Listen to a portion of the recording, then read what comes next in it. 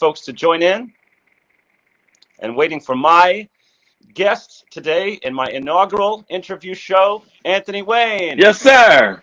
Anthony Wayne, here he is. Oh, Oh, cuckoo. how are you, brother? I'm fabulous. Can you hear me? I can hear you great. I'm going to just take a second for people to join, and I'm going to tell them a little bit about the show and about you. Yes. Come on about the show Yes, sir. and me. This is Hello from Los Angeles. Hello, Los Angeles. So I'll tell you a little bit about the show. This is going to be a weekly interview series dealing with the Broadway community and the impact that COVID-19 and the quarantine has had on our industry. Each week I will interview a member of our community and we will talk about how they have personally been impacted, how they've been using that time to be creative and to articulate their artistry. Hello from Los Angeles. Thank you so much. And with that, my inaugural guest is my very good friend, Anthony Wayne.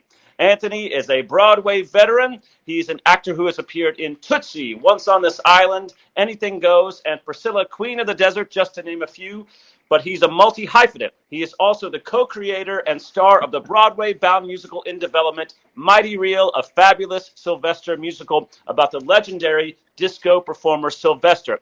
And most recently, Anthony founded the nonprofit organization Black Broadway Men, a group dedicated to the galvanization of Black men in the Broadway community through a platform of unity, support, and mentorship. Anthony, I am so happy and proud to have you here for my first show. I could not be happier. Thank you for joining me. Thank you, Tyler. It's a pleasure to be here, my friend. Congratulations on your new show. Thank you. Congratulations to Haps and everyone who's watching. Welcome, welcome, welcome. Thank, Yes. thank you. So the first thing I want to ask you to get people to get to know what's been going on in your life is, where are you from? Give us a quick bio, and then I want to hear how you personally have been spending your time in quarantine. Well, I'm from Norfolk, Virginia originally, Uh, and I'm currently in Harlem, New York City, we also know. which is where I'm based. And I've been spending my time in quarantine taking care of myself a lot. I've been able to set down, as we all have been, but sat down is more of like a southern term of saying sit down. Hmm. Um, but having the time to actually be able to sit down and understand where I am and who I am and making the time for myself and the space for myself has been very helpful and beneficial for me as well as I'm sure for everybody else. You know, us as actors or performers or Broadway performers, we go from show to show to show. We're always performing and doing this and doing that, and we never really make the time to just sit and learn more about yourself Yeah. because we're so used to being everybody else for everybody else, you Hmm. know. And the only time that you're really yourself is when you're actually when the show is over or when you're home just relaxing or a weekend or on a day off. So those days off are very valuable to us because now we're able to actually spend it with people who we care about, family, friends, dogs, you know, whoever, whatever animal we have. And so to make that time for yourself is very important. And so that's what I've been able to do, and a little traveling here and there. So Good. I'm very glad to hear that. And I already knew some of that, but I wanted our viewers to hear from you as well. What's interesting is, as I'm sure you have discovered, and I know I have, is whether you were in a show or not, when the quarantine happened and when our industry was shut down, hmm you are forced to live with yourself and figure out who you are when you're not performing right, or creating. And how do you use that time to look inward? And when you don't have a job to go to, hmm rate yourself as an artist.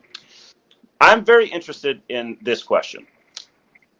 There's been a lot of talk, as there absolutely should be, about inclusion and opportunity for Black men and women and many other races in the world, but particularly in the Broadway community. It's essential. What is it about this time in quarantine that led you to found Black Broadway Men? Whew. Um, well, this kind of goes back some years. I Mhm. remember being in Anything Goes, which was my first Broadway show, as you know. But I remember being in that show and being the only black man on the stage. And I didn't really think of it as a bad thing. I thought of it more of as I'm standing on the shoulders of one of many other black men who've come before me, and I was proud to be there, and I was excited to be able to see my mother in the audience, who was like, "You better sing, baby. You better dance." All of that stuff, and so to be able to have a flashback of myself as that young man in Norfolk, Virginia, kicking my leg up and singing high in the living room to the Wiz, or to watching the Tony Awards and remembering the life and the musical, and seeing Chuck Cooper or Lillias White or performers on stage who look like me, but not really thinking to myself that as I'm on Broadway that I'm the only one in this show. I Mhm. didn't see it as a bad thing. I saw it as a really exciting thing to be a part of. So that being said, over the years, as I got into other shows, I found myself being the only one. Except when I was in The Color Purple, which was the first time that I realized I was one of many. And it was actually quite refreshing. I was able to have conversations that I hadn't had before with other actors in my shows. I was able to really, we could sing Good Times, or we could sing and Moving On Up, and people understand what you're talking about, or you could feel a certain type of way, and you don't even have to really speak it. They just understand how you feel. Um, so as the years went along, I realized that I didn't really have a lot of male friends in theater, Mhm. unless they were in the shows with me, we were colleagues. And so a lot of times I wondered to myself, why has that not happened? And it was because I hadn't really done the work to reach out to men, to become friends and do that kind of work with many other black men. A lot of times we get to these shows and we find out they're family and we love each other, because we do. And we'll see each other after, we'll have reunions and things like that. But how many of them are really, really your friends? So that being said, you start looking back on things and wondering to yourself, okay, why is it I consistently feel this way? And am I the only one who feels this way? And little did I know that I wasn't the only one. Because it gets to the point where it's like you're free, but you believe that you're equal in some type of way, but you're not.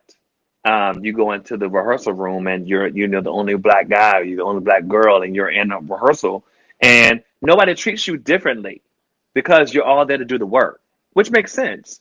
However, when you walk out the door, you are a black person, Yeah. and when you walked into that rehearsal studio, you were still a black person, but it was just the